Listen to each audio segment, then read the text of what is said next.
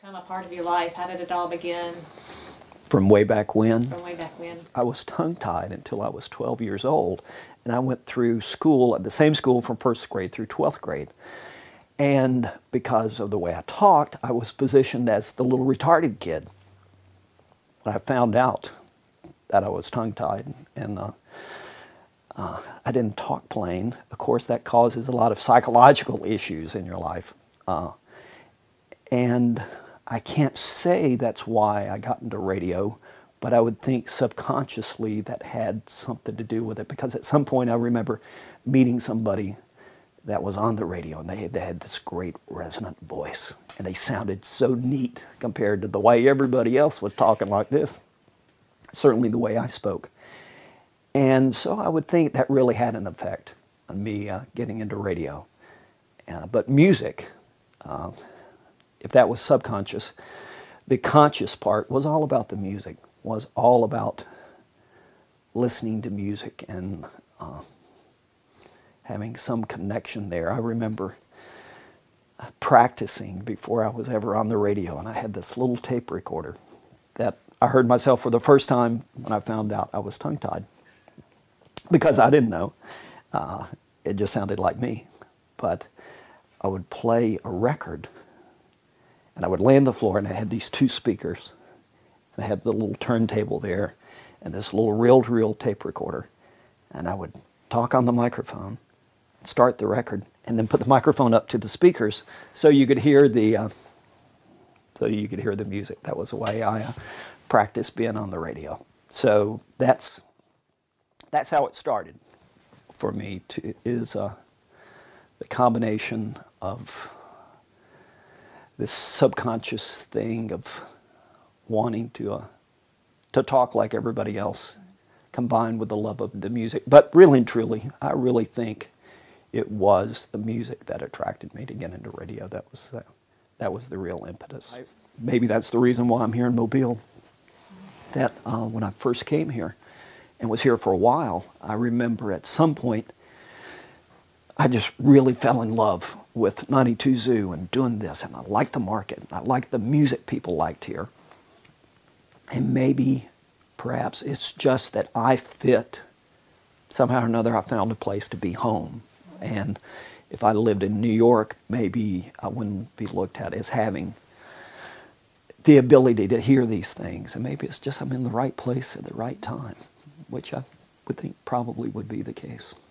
So here we are, 30 years later.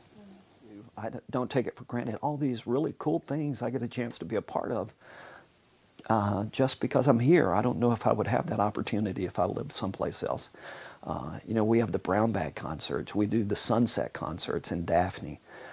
We did this thing, Eric Erdman and I produced a show called Port City Rising that was very well received. You know, I've done 7 CDs of local musicians through the Sunday Jazz Brunch. We play lots of local music. All of those things are maybe a part of the whole. Oh, they are a part of the whole. But yeah, they are more than fun. I think that's what makes the Sunday Jazz Brunch and Radio Avalon what it is, because we do all of those things. That we can do those things. It's not like somebody that works a shift on a radio station and that's their involvement with the music community. I think we are a part of the music community. So to answer the question about putting local people on the radio, you know what? People are just as good in Mobile, Alabama as the people in New York or L.A. You know, musical talent is not determined by where you live or where you were born. It has to do with what's coming out of your heart. And there's just as good of music being created in Mobile, Alabama than it is anyplace else, and maybe better than in some places. So yeah, that's a great part of living here. Being on the radio, it's great to be able to do that, and being a listener, it's great to be able to hear that, I think.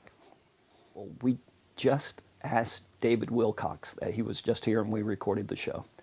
And one of the questions we posed to him was, what suggestions, Mr. Wilcox, what suggestion would you give to people in the music community, singers, songwriters, performers, or whatever, because you have been very successful. You're making a living playing music, which is what all these people want to do. What suggestions might you have to those people? And I really thought he would talk about the business, the structure, the nuts and bolts, the backstage stuff. And he talked for 15 minutes about being a success, and it didn't have anything to do with the money. It didn't have anything to do with being able to play gigs, or it really didn't have anything to do with playing music for a living. It had to do with having a goal of doing something, of communicating something from your heart to the outside world. And being a success, he termed, was feeling like you had done that. That when you write that song, or when you build that house, or when you see that kid graduate from college, that there's a pride that you did it, that you were able to do it. So, I forgot the question exactly, but about being a success. I think that's, when it comes to that term, on that level, I would say I'm the most successful person I know.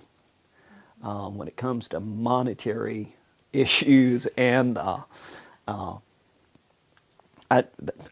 believe me, I'm a long way down that scale. But if success is loving to wake up every morning and do what you do, I'm batting 1,000. I love my job. Dang, it is so great. Because I have somehow or another, I'm in this positions where every day I get to paint a picture and use the colors that I want to use, that I think the audience wants to see, in a manner of speaking. To know that the market appreciates music like that, and to be able to play it, it's very exciting. So it's exciting as a radio person to get to play music that you feel confident that other people would like, and knowing that chances are this is the only place on the planet at this moment where you can hear it. That is so exciting. That is so gratifying. There's many times when I've played songs on the air and just something magic happens, and you just get this chill up your spine. Yeah, to say I like it would be an understatement. In my case, I think I get maybe 3 programs a year that I go, okay, I said something that time. And those are the good ones. Those are the ones you want. Those are the ones that work. Well, thank you for asking where the Avalon came from, because there is a little bit of a story there. We talked about the music that you play, and 92 Zoo had gone away when Avalon came up. 92 Zoo in 1994 went off the air. And don't have 92 Zoo anymore, which, believe me, was a great culture shock for me. But I was able, because of the Sunday Jazz Brunch, to continue in radio. And I pitched an idea to the radio station where I was working at the time, to take their nighttime hours, which they didn't have any listeners, and radio, for the most part, doesn't have very many listeners at night, and do a program that was kind of an extension of the Sunday Jazz Brunch, but with more popular music, with more contemporary music, more Steely Dan kind of stuff at the time, maybe. And in my mind, had an image of what I wanted it to sound like. I wanted it to be cool and kind of sophisticated without being stuffy. To be jazz oriented, because that's where all this stuff had been based on, with the Sunday Jazz Brunch. And like I talked about, looking for a song every day that just comes in my head that we start the programs with, it was, okay, what song would be a good soundtrack for this? What song would represent all these characteristics? And I thought about some Steely Dan song, but everybody knows Steely Dan. That was maybe a little too familiar. So the song Avalon by Roxy Music I thought was perfect. It was cool, it was sophisticated, it had a fan base to a certain extent, but it was everything I wanted the program to be.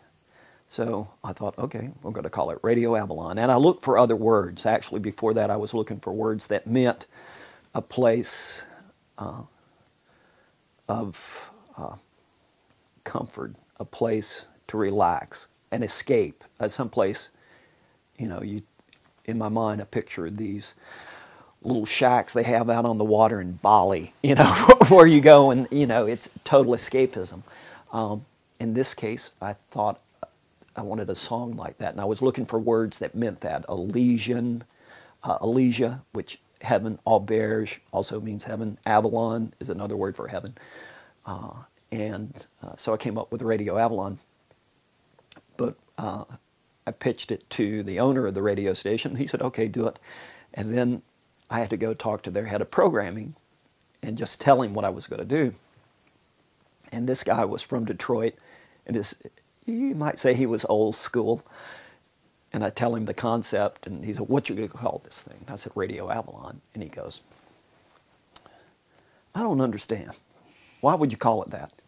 And I was trying to tell him. He said, but I don't understand. Why would you call a jazz program, why would you name it after Frankie Avalon?